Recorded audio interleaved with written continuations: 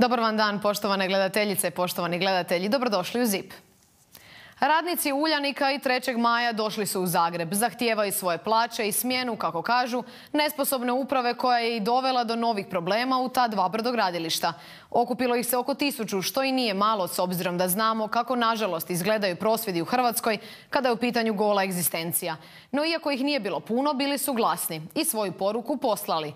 Pitanje je samo jesu li oni kojima su je poslali samo prigluhi ili potpuno gluhi. Busevi iz Rijeke i Pule stigli su jutros u Zagreb. U njima radnici dva nekad davno uspješna brodogradilišta, 3. maja i Uljanika. Oba su brodogradilišta u problemima. Radnici nisu dobili plaće za srpanj i strahu da je to tek početak puta prema dolje. Okupili su se na središnjem Zagrebačkom trgu. Otkuda su krenuli na trg Svetog Marka, pred vrata vlade, tražeći od premijera Plenkovića da poduzme nešto i spasi njihova radna mjesta, a tako i ostatke hrvatske brodogradnje. Pa evo, ko što je na plakatu piše, štrajk i nema nekog smisla jer posla nema. Tako da i da ne štrajkamo ne bi ništa radili. Ogorčeni radnici za sve krive politiku. Puna im je kapa obećanja koja se na koncu pokažu samo obećanjima, dok na čelnim mjestima u brodogradilištima sjede podobni i nesposobni. Nekad ste radili, nekad je... Radilo se. U čemu je problem? Mislim, ko je kriv da Hrvatska više ne proizvodi brodom? Politika, samo politika, niko drug, samo politika. Da li Pulska, da li Trećemajska, ja to ne znam, ali ja mislim da je samo politika. Ne da mislim, nego 100%. Što tražite ovdje u Zagrebu? Prvenstveno ostavku uprave koja nas je dovela u ovakvu situaciju i mislim da ima osnova da se DORH malo pobavi sa Uljanikom u Puli. Znači, za par IDS-ovih glasova je HDZ progledao kroz prste, ali prvenstveno treba uprava otići. I DORH će imati odraditi svoj dio posla. Prosvjedu radnika prikrpali su se i neki političari, poput članova Radničke fronte i Živog zida. No radnici nisu željeli politiku, žele samo svoje plaće i nastavak proizvodnje u svojim brodogradilištima. No bilo je tu i dobronamjernih građana koji su se priključili prosvjedu, ali i poslali poruku svim ostalim građanima Lijepe naše, svima nama. Kad su slavlja, kad se tu pjeva i kad se dočekuje nogometaši i onda je narod sav na nogama. A sad kad trebaju svi biti tu, sad ih nigdje nema. Pa koji je to narod onda? Pa krivimo onda ove koji vladaju. Pa imaju pravo vladati ovako kad smo idioti. A u pomoć je stigao jedan superheroj. Došao sam ovdje za budućnost sve naše djece, jer jednog dana ovo će, nažalost, ako se ovako nastavi, čekati našu djecu. Zašto odijelo Batmana? Pa, odijelo Batman je simbol pravednosti, otpora, borbe protiv korupcije, što se događa i u upravi Uljanika i tako, isto tako 3. maja, tako da evo, mislim da je odijelo samo govori za sebe. A radnici? Dijelom zadovoljni jer sastanak u vladi očito je urodio plodom. Obećane su im plaće, no nastavljaju se štrajkom dok im ne bude isplaćena i ona za srpanj. Što se pak brodogradilišta tiče, njihova sudbina je upitna. Očito nekome i to već dugo, otkako je Hrvatske države, ne odgovara da naša zemlja ima uspješnu brodogradnju, uspješnu industriju u bilo kojem obliku. Ako dođe do stečaja, to bi bio zločin prema Uljaniku, prema ljudima koji rade u njemu, prema gradu Puli i prema cijeloj regiji. A telefonom iz Pule uključujemo gospodina Brunu Langera, građanskog aktivista, koji će nam ispričati više o problemima brodogradilišta kao i povijesti. Gospodine Langer, čujemo li se? Čujemo se sjajno. Dobar dan i dobrodošli u ZIP. Hvala lijepa i hvala na pozivu i najljepši pozdrav vašim gledateljima. Novi problemi Uljanika ispada kao da su oni tu jučer, međutim ti problemi ipak sežu daleko u prošlost, ne samo Uljanika nego i drugih hrvatskih brodogradilišta. Kada je i kako to sve krenulo nizbrdo? Ovo ste jako lijepo rekli da seže u prošlost. Ja bih govorio o Uljaniku jer je to brodogradilište u Puli gdje ja živim, u mom gradu, i to seže tamo u 1998. ne 2010. kad je prvi put javno tada istarski župan Ivan Jakovčić kazao da Uljanik treba preseliti. On je to još rekao 1998. u jednoj istarskoj ekonomiji bio tada sa prvacima svoje stranke i doveo neke austrijske investitore. Zanimljivo, zar ne? Tad je počeo problem Uljanika, međutim kod nas se sve krije. Ja gledam ovaj igrokaz oko Uljanika, on je identičan onom igrokazu oko Agrokora, jer prave istine su iza zavjese. Što se konkretno događa u Uljaniku? Rekli ste da možete govoriti o tom brodogradilištu. Radnici traže ostavku uprave. Kažu isto tako da bi DORH tamo mogao imati pune ruke posla. Zašto je to tako? Pa znate što, gdje to DORH ne bi mogao imati pune ruke posla? Ja moram sebe plagirati. I još davno, prije 10 godina, rekao sam da hrvatsku mafijašku obitelj čine političke elite, pravosuđe, tajkuni, regularne zločinačke postrojbe i tu bi dodao i sindikate ili dio sindikata. Ima i poštenih, recimo, može se naći. Dakle, strahoviti je igrokaz koji se prikazuje ovdje i izluđuje se ovaj narod. Dakle, da skratim, Uljanik nema budućnost uz ovakav prikaz jer nema nigdje istine.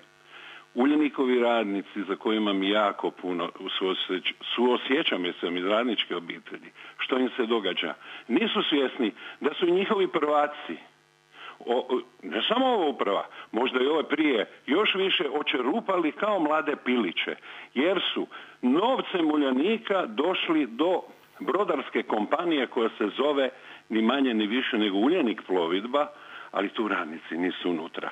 Tragično je da radnici Uljanika su 47%, oni su vlasnici tog Uljanika, oni su danas pred vladom, a oni su vlasnici, da oni nisu bili u stanju, a to je bio posao sindikata, koji su se prikrpili normalno upravi, jedan je član nadzornog odbora, jer sindikati ne predstavljaju radnike, oni samo od njih ubiru novac, nažalost dio tih sindikata, i oni nemaju čak ni udrugu malih dioničara. Da li vi to možete vjerovati što ja sad tvrdim ovdje? Udrugu malih dioničara nemaju, za Boga miloga. A ide se u Zagreb, ide se, to je to hodočašće, ne znam u čijoj režiji, na Markov trg. Ja mislim da je njima svima mjesta na Pulskom forumu, jer je upravo prošle godine predlagač promjene GUP-a, generalno-riskog plana grada Pule, bio nitko drugi nego gradonačelnik Pule, Boris Miletić, i ako gledate te dokumente vidjet ćete da je Uljanik izbrisan kao gospodarska proizvodna djelatnost. I na mjestu povijesnog Uljanika, ponosnog Uljanika, planira se 1000 suhih i morskih vezova u sklopu onoga što već Končar ima. Ja sam nekad rekao kad je Jakovčić htio dovesti Todorića ovdje da će se ovo zvati Todorićevo. Sad mijenjam svoj iskaz i tvrdim da se ovo sad zove Končarevo, ovaj moj grad, ponosni grad Pula. Spomenuli ste, gospodin Ivan Jakovčić je evo prije nekoliko dana iz Brisela govorio protiv pjevača Marka Perkovića Thompsona. Što bi nam on mogao reći o ovoj cijeloj situaciji? Pa ono što sam prije odmah u početku rekao, 1998. godine on je začetnik te ideje preseljenja Uljanika, ali on je čovjek pun vizija. Ja ne znam da li uzeo samo bijelu malvaziju ili nešto još drugo, jer mi nismo mogli vjerovati. Mislili smo da halucinira. Dakle, nije samo 2010. kad je javno nastupio. Znate šta je značajno? Ono što je on rekao HDZ-ovom ministru, podsjetite me ko je bio ministar koji je govorio da je voda, istina, duboka voda kad su ga ganjali. Damir Polančec. On je Polančecu rekao, pogledaj ovaj zaljev, Damire. Pa ovaj Uljanik, to je šaka u oko ovome gradu. To je Ivan Jakovčić. Ima gospodin Jakovčić još afera, je li tako? Kamioni, Barbariga i slično? Apsolutno. On je tvorac svega. I onda kad jučer Miletić u vraćanju javnosti kaže ja sam Boris Miletić, ja nisam Ivan Jakovčić. Pa on neće nikad biti Ivan Jakovčić. On je njegov mali od palube, on je njegov mali miš iz kuhinje koji gricka ove mrvice koje padaju dole, ili te mrvice su poprilično velike.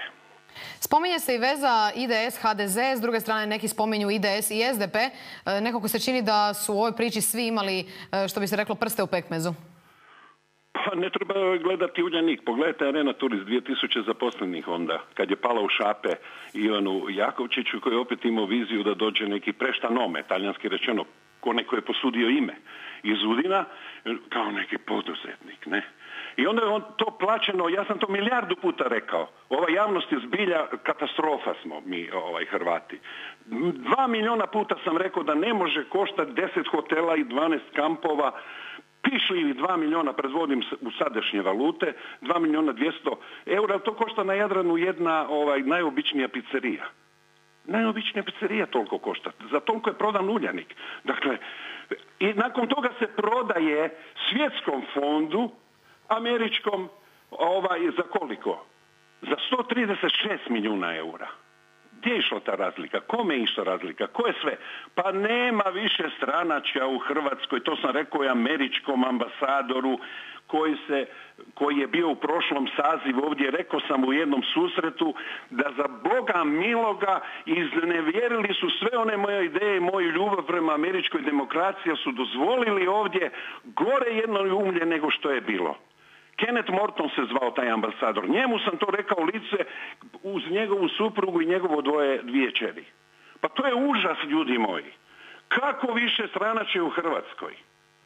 Pa mi ovdje u Istri živimo u totalitarizmu. Zadnja demokracija je bila za vreme slavne Austro-Ugarske. Od onda nema demokracije ovdje. Jednoumlje, banditizam, lopovluk neviđeni. Ispada da nekome zaista ne odgovara da naša zemlja ima brodogradnju ili bilo kakvu industriju, odnosno nekome kao da odgovara obogatiti se uništavajući nekada velike i snažne tvrtke. Kako vi to objašnjavate? Što vam se čini, gdje bi trebalo tražiti krivca? Pa Hrvatska je oaza za banditizam, pljačku i lopovluk. Oaza.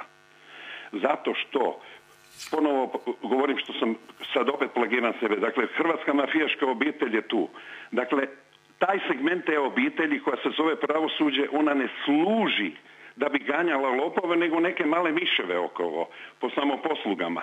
Dakle, oni su zaštitarska tvrtka. Vi imate DORH, vi imate policiju i ne mogu se oteti dojmu. I niko se ne može oteti dojmu da to nije zaštitarska tvrtka koja štiti krupni kapital sa mafijaškim predznakom. I to je problem Hrvatske.